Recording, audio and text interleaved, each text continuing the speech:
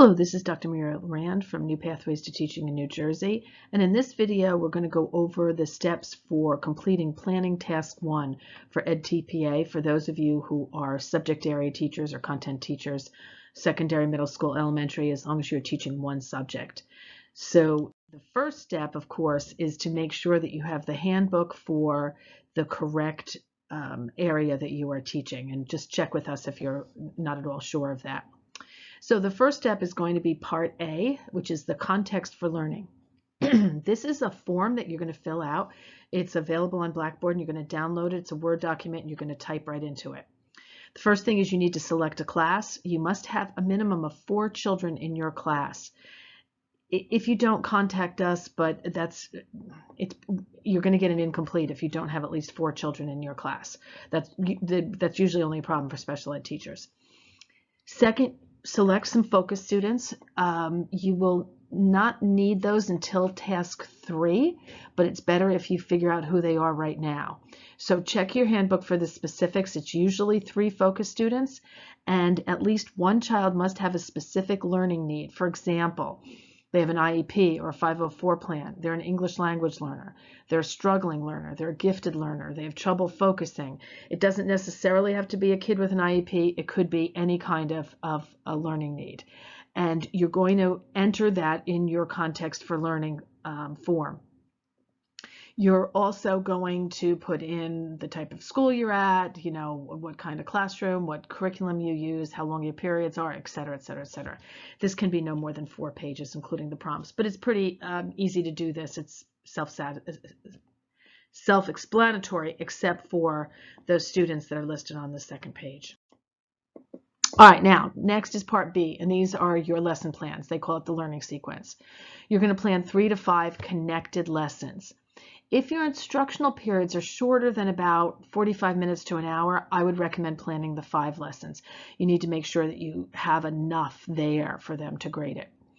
And use the lesson plan template found on Blackboard. So again, edTPA doesn't require that, but we found that it helps to organize your lessons.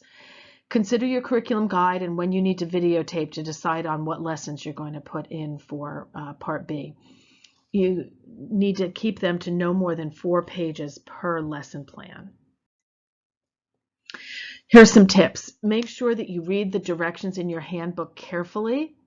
Include at least 1 standard for each lesson, and include the number and type in the complete standard. Don't just put the number. Put in the complete text of that standard. And don't include New Jersey in your lesson plans or your commentary. You're not supposed to identify what state you live in for privacy reasons so that they couldn't identify. It's to keep students safe and also just for bias.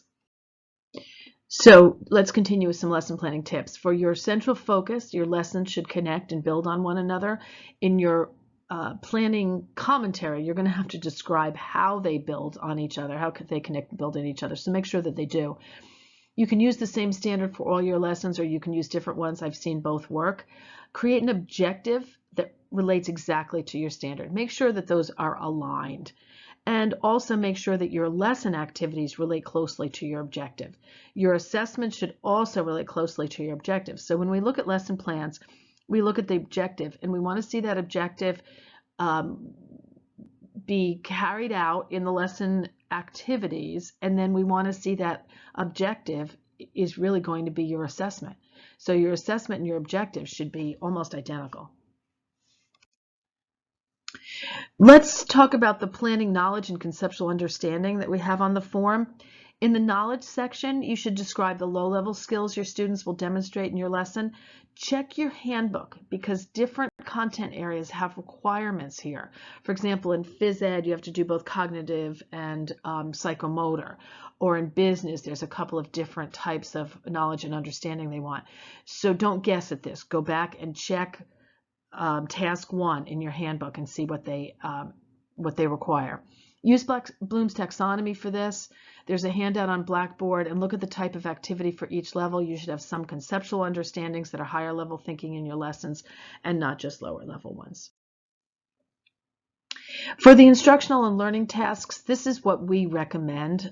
You can adapt this to your content area, but Good lessons typically start out with teacher-directed modeling, where you actually teach the students the skills that they should be learning or the content. And it should be maybe about 10 minutes. Then you move into guided practice. The students engage in the activity with you so that you can support them and make sure they know what they should be doing. And then finally, you have independent practice, and this is when the children practice the skill on their own. This is when you can work with a small group of focus students, or, for videotaping purposes, you need to get information from your focus students. So it's helpful to do this during independent practice. So just kind of plan ahead for that. But anyway, that's the I do, we do, you do lesson focus. That is this kind of classic standard focus for lessons. All right, let's talk about academic language. This is probably the most confusing part of task 1. And I think it's because of the way they wrote it. It's really simpler than it seems. Academic language, it just represents the language of your content area, your subject area. So if you think about it, in science, you use different language than you do in math. In art or music, you use different language than you do in English language arts. Note that modern language or world language or classical language or middle school language teachers don't have this part, because this is automatically going to be embedded in what you're teaching. This is the whole point of your teaching. So you won't have this as a separate section. It will be embedded in your lessons. On Blackboard, we have an academic language guide for each of the subject areas. Make sure you download the academic language guide for your content area. Trust me on this. It tells you what to put in this section. It gives examples of what kind of language they expect to see in your content area. Again, don't make this harder than it needs to be. Download that academic language guide and look at what they tell you to do. The first thing is going to identify a language function. This comes from the verbs in your objectives. So go back and look at your objectives. This could be analyze, compare, contrast, explain, describe. Again, look at your academic language guide for your subject area. They're going to give you examples there. Okay, so for academic language demands, you need to include vocabulary, and we recommend discourse. So the first thing is to identify the vocabulary. Just choose a few words that are specific for your subject area and the particular lessons that you've planned. It doesn't have to be a lot. Pick a few of them. And then you need to add one additional language demand. We recommend discourse. I think it's the easier one to do. This means just the way you communicate in your subject area. But don't guess at this. Just go to your academic language guide. It has suggestions. It has examples. Just use those suggestions and examples for your subject area. It's a great way to learn how to do this. The next part is the planned language supports. So in addition to identifying the language demands, now you have to say how you're going to help your kids learn those. So plan ways that you'll support students to use the language demands and vocabulary. Make sure in your lesson plan somewhere you're teaching the vocabulary or the language demands, or you're getting the students to use the discourse that you said you were going to use.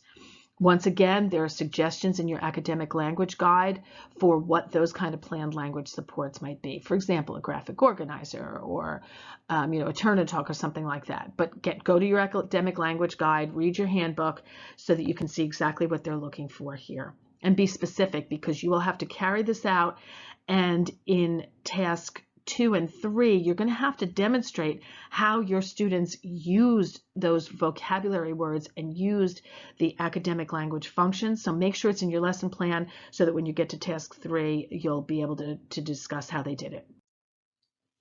Modifications and accommodations.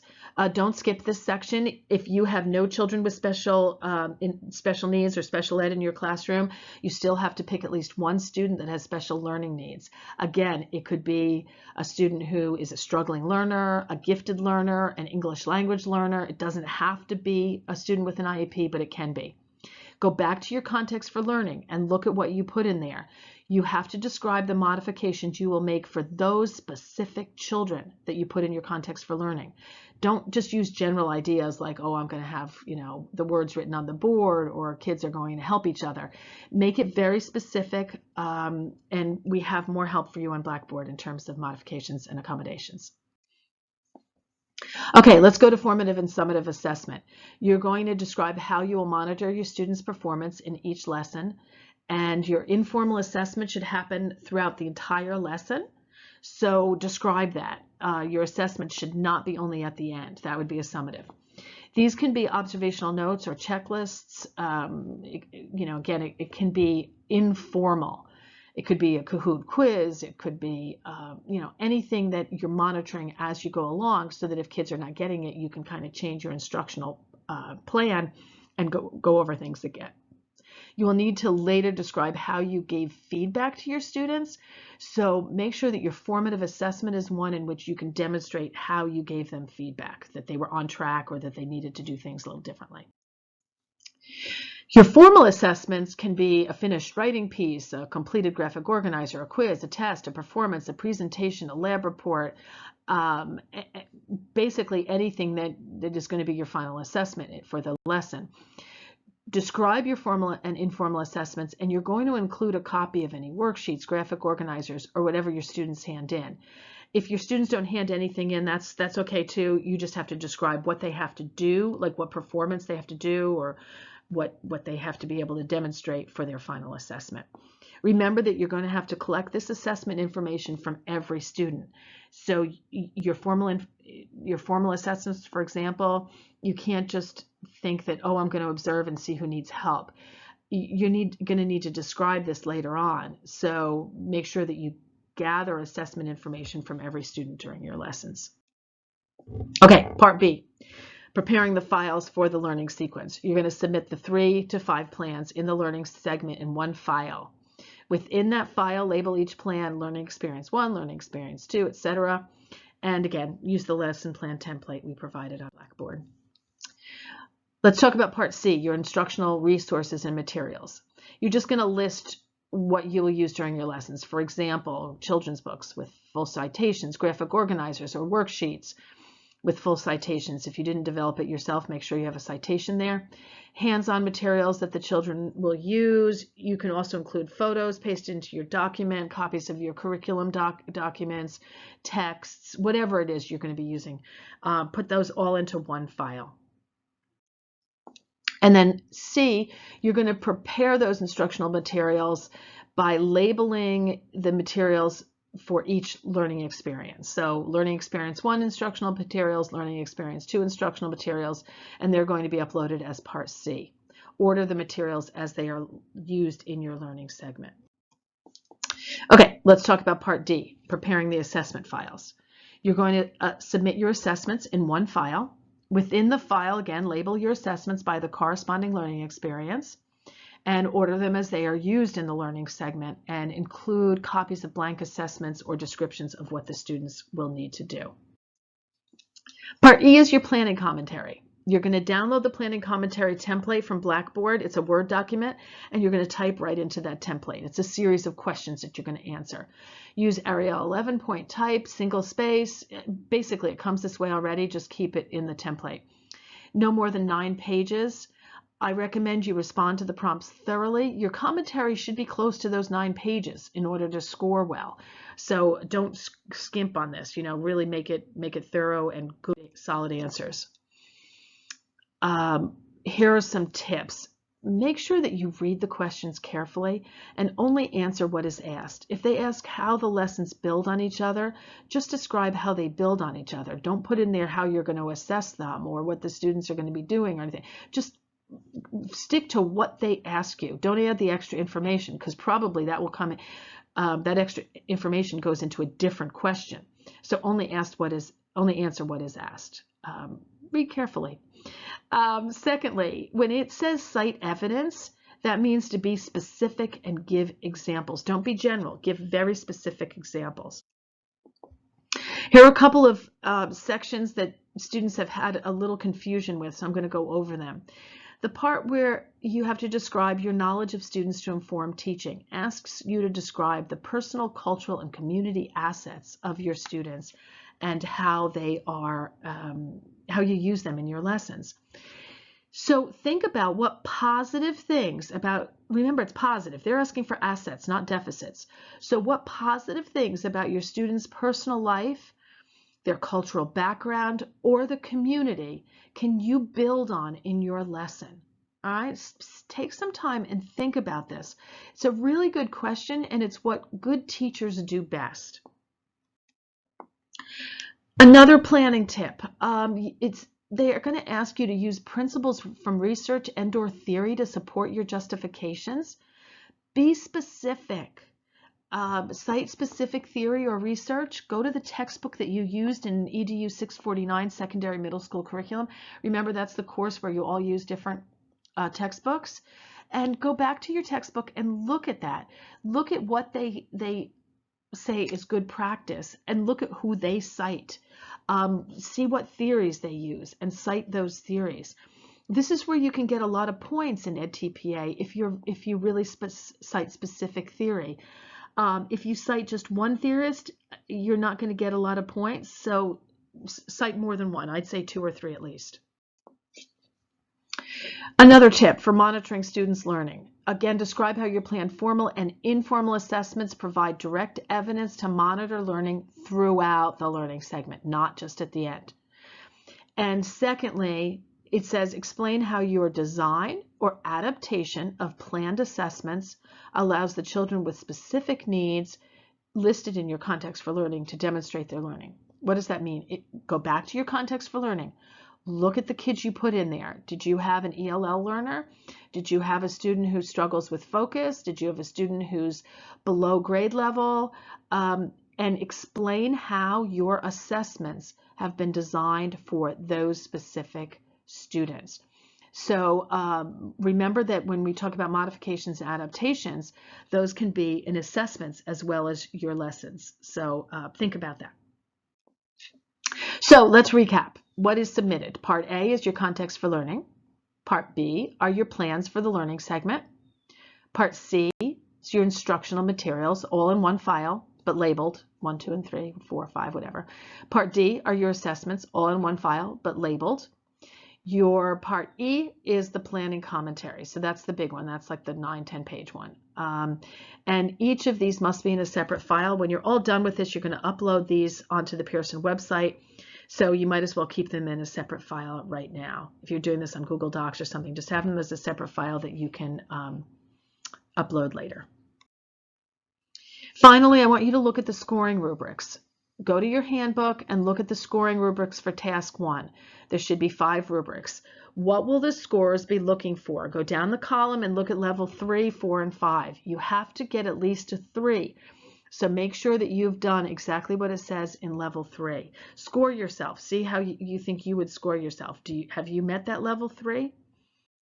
And finally, read the handbook again for planning task 1. You really can't do planning task 1 without having the handbook kind of open in front of you to make sure you have everything that you need. I also recommend looking at the planning commentary before you actually write your lesson plan so that you know what they're looking for. Anyway, good luck and let us know if you have any questions, and I think you're going to do great on planning task 1.